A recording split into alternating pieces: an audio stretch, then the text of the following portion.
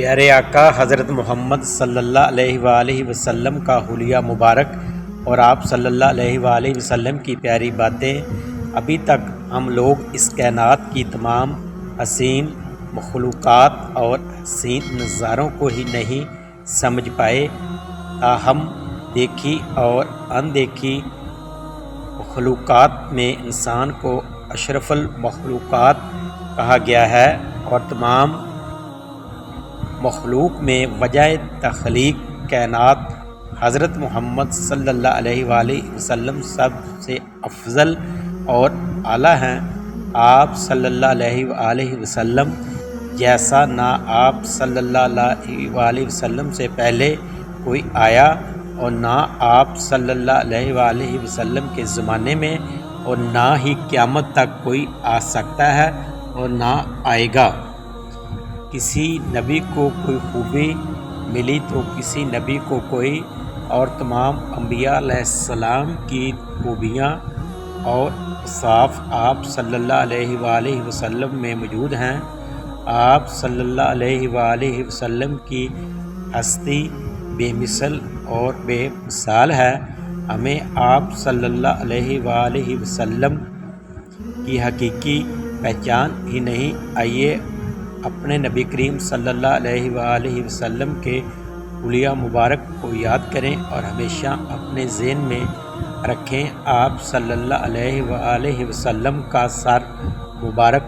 بہت خوبصورت تھا، بال نیم گنگرالے تھے، اکثر مانگ درمیان سے نکالتے تھے،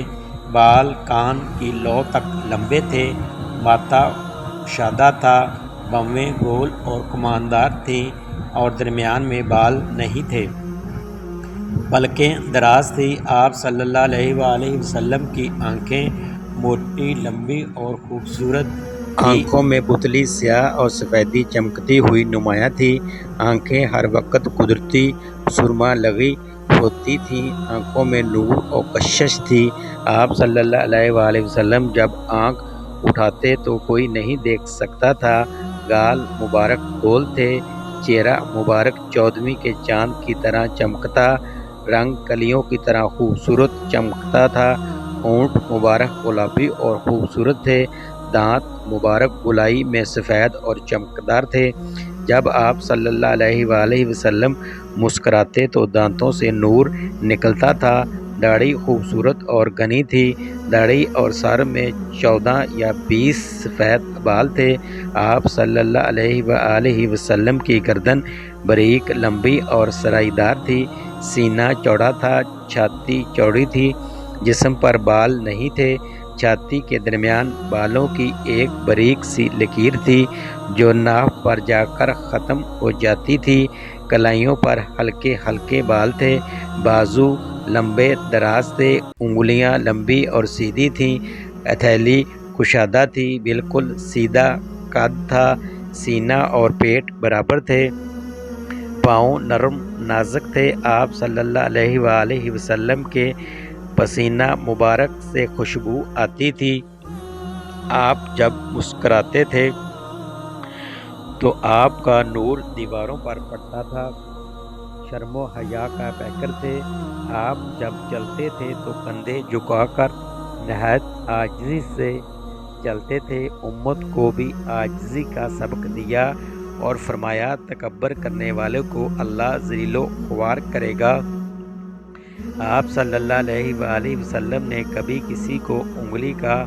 اشارہ کر کے نہیں بلایا، پورے ہاتھ کے اشارے سے بلاتے تھے۔ آپ جیسے سامنے دیکھتے تھے ویسے ہی پیچھے بھی دیکھتے تھے، آپ کو دیکھنے سے دل نہیں بھرتا تھا بلکہ دل بار بار دیکھنے کو کرتا تھا۔ کسی کی آنکھوں میں اتنی طاقت نہیں تھی کہ آپ صلی اللہ علیہ وآلہ وسلم جو جی بھر کر دیکھ سکتا۔ آپ صلی اللہ علیہ وآلہ وسلم کی آواز میں جادو تھا، باتوں میں فصاحت و بلاغت تھی، جب آپ صلی اللہ علیہ وآلہ وسلم خاموش ہوتے وقار چھا جاتا تھا۔ حضرت عائشہ رضی اللہ تعالی عنہا سے روایت ہے کہ آپ کپڑے سی رہی تھی اور سوئی گم ہو گئی، نبی کریم صلی اللہ علیہ وآلہ وسلم غار میں داخل ہوئے آپ صلی اللہ علیہ وآلہ وسلم کے چہرہ مبارک کے نور سے روشنی ہوئی اور حضرت عائشہ رضی اللہ تعالی عنہا کو گم ہوئی سوئی مل گئی۔ حضرت عائشہ رضی اللہ تعالی عنہا سے ہی روایت ہے کہ آپ صلی اللہ علیہ وآلہ وسلم کی باتوں کو آگے پہنچانے کا عہد کریں، کیونکہ میرے نبی صلی اللہ علیہ وآلہ وسلم نے فرمایا، اللہ اس شخص کے چہرے کو تر و تازہ رکھے جس نے ہماری کوئی حدیث سنی، یاد کی اور یہاں تک کہ پہنچا دی۔ ہم سب جب اپنے آقا صلی اللہ علیہ وآلہ وسلم کا یہ حلیہ مبارک اور زندگی کے پہلو یاد رکھیں گے تو جلدی ہمیں آپ صلی اللہ علیہ وآلہ وسلم کا دیدار بھی نصیب ہوگا اور آپ صلی اللہ علیہ وآلہ وسلم کی شفاعت بھی نصیب ہوگی انشاءاللہ۔ بہت پیاری پیاری اور اچھی ویڈیو دیکھنے کے لیے ہمارے چینل کو لائک کریں۔